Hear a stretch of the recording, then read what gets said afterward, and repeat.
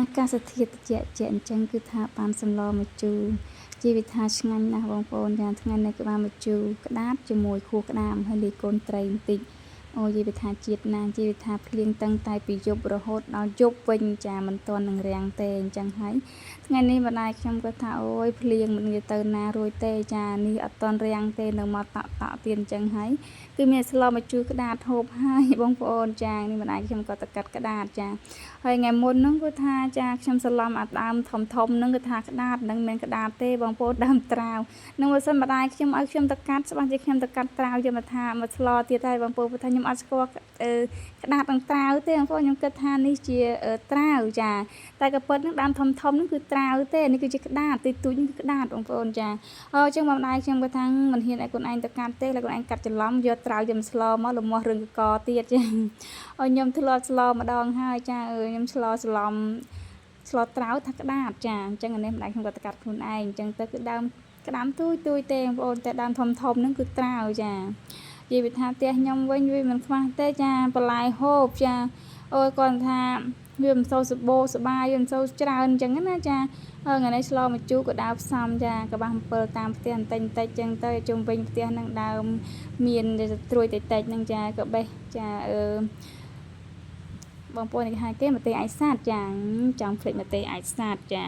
ម្ទេសអាចសាតនោះអត់មានទុំទេមានខ្ចីហើយលាងជាមួយទឹកភ្លៀងរួចហើយបងប្អូនមើលភ្លៀងតាំងពីយប់រហូតដល់ព្រឹកគឺស្អាតហើយ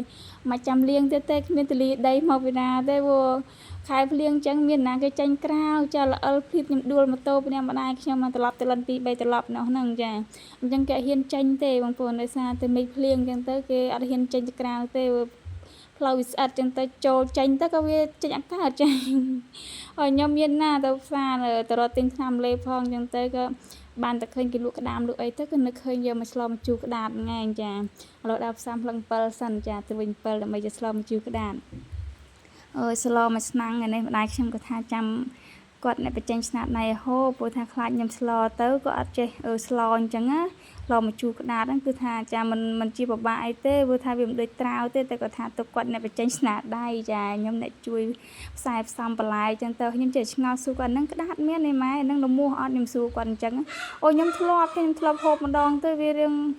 ចាច្រឡំអញ្ចឹងច្រឡំទិញគេទៅយើងច្រឡំគេប្រាប់ថាហ្នឹងវាក្តាតអញ្ចឹងទៅយើងជឿតាមគេដែរក្តាតដែរម្ដាយខ្ញុំតែគាត់ឯងមើលច្បាស់ណាក្តាតវាមិនអញ្ចឹងទេណាត្រាវក្តាតនិងត្រាវវាខុសគ្នាគឺក្តាតវាដើមទូចហើយវាសចាអញ្ចឹងមិនថាចានៅទីក្រុងណាយើងកុំចេះជឿគេពេកគេប្រាប់អីខ្ញុំជឿយកអត់ស្គាល់ច្បាស់ទេមិនហូបទេហើយថ្ងៃនេះគឺថាទៅផ្សារបានទិញក្តាមចាបានចំនួន2000បងអូយសុទ្ធតែមេម្នាក់ញ៉ាំដល់ខ្លាញ់កបុកមុបចានៅស្រុកស្រែមែនតែទិញគេហូបឲ្យសាយបងប្អូនដោយសារតែយើងមិននឹងទៅរកឯណាទេឥឡូវម្ដាយខ្ញុំថាកូនអូយឆ្លើងច្រើនណាស់កូនឯងទៅរកមិនកើតទេចាមានតែថាទិញគេហូបសិនទៅបើមានមនុស្សប្រុសទៅចេះតែរកការបងប្អូនយើងមនុស្សស្រីរឿងចាស្រុកខ្ញុំសបោឆ្លើងអញ្ចឹងណាគាត់ថាមិនទៅរកទេទិញគេទៅកូនតែប៉ុណ្្នឹងហូបអស់ចាចេតនាអស់នេះឥឡូវខ្ញុំមកបុកក្តាមអីម្ដាយខ្ញុំចាគាត់អ្នកជ្រុំប្រហុកជ្រុំអីចឹងទៅចាសម្លមួយឆ្នាំងទេចាមួយចានទេមិនមួយឆ្នាំងទេមួយចានទៅនិយាយថាជួយចាម្ដាយខ្ញុំនោះគឺខ្ញុំជួយគាត់ជួយខ្ញុំចាមានអីក្តីសុខមួយយ៉ាងដែរនឹងបងប្អូនទៅច្រឡំមួយឆ្នាំង2នាក់ម្ដាយកូនឃើញអត់បងប្អូនគាត់ខ្ញុំងាកខ្លួនចេញគាត់ចូលដែរបាត់ម្ដាយខ្ញុំគាត់ចេះនៅស្ងៀមទេឲ្យតែឃើញខ្ញុំធ្វើអីគាត់ចូលចិត្តមកជួយណាចាឥឡូវនេះដាក់ក្តាតយើងទៅដាក់ក្តាមហើយដាក់ក្តាតទៅបងប្អូននេះអូយវិថាជាតិអីក៏យ៉ាងនេះលើកទី1ដែលខ្ញុំបានហូបសម្លម្ជូរក្តាតចាព្រោះខ្ញុំធ្លាប់តែឈប់ត្រាវអញ្ចឹងណាចាលោកបេះម្រះប្រូមកដៃតិចទៅចាម្រះប្រូដុសគៀនពីងទៀតចាពីងទឹកហ្នឹងអូយវិថាមួយទឹកទៅមានសាប៊ូមានអីទៅចាជាតិរសជាតិចាមិនចាំបាច់លាងទឹកទេបងប្អូនដាក់និយាយលេងហ្នឹងណាមានណាលាងទឹកតាចាលាងរួចហើយបានយកមកបង់ដាក់លើកចុងក្រោយគេហ្នឹងបងប្អូនឆ្អិនហើយមកហូបបាយវាខ្ញុំនិយាយថាអូយជាតិណាបងប្អូនណាចាលេងគុំត្រី1 2អញ្ចឹងទៅមានខួរក្តាមមានអីមានតាគៀកក្តាមទៀតនិយាយថាជប់អាក្តាមតាគៀកក្តាមនឹងជាតិណាស់បងប្អូនខានហូបយូរខានហូបសម្លបែបស្រុកស្រែយ៉ាងយូរអញ្ចឹងហើយយូរបានហូបម្ដងអូយជាតិចាថ្ងៃនេះគឺថាបាយ2នាក់3នាក់ចៅក៏អស់លីងឥឡូវមកអាំងខួរក្តាមគេក៏ជាតិដែរអរគុណបងប្អូនដែលបានតាមដានទៅអានរហូតដល់ចប់ចា